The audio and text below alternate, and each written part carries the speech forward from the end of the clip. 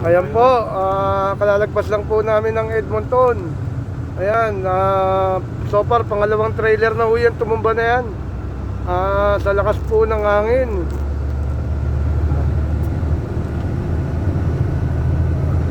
Hindi bumaliktad, no? Hindi siya nag-roll over. Ayan pa isa, oh. May isa pa rin yan. Kasi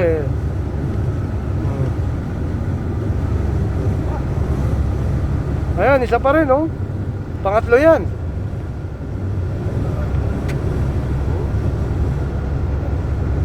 Pangatlong may mga container yan. Dapat talaga kino-close sila highway pagka ganyan pala. Ayan, oh. Oh.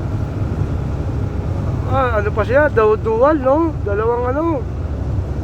Oh. Mukhang hindi lang sa site na to. Ayan, pangatlo yun.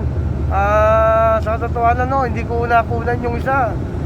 At this is the weather in Edmonton, Alberta. Ayan po, the worst winter in January. It's mixed and snow and rain and very strong wind along the highway 2 Alberta towards Calgary. We're still in Edmonton. Pagkalagpas ng Anthony Henday.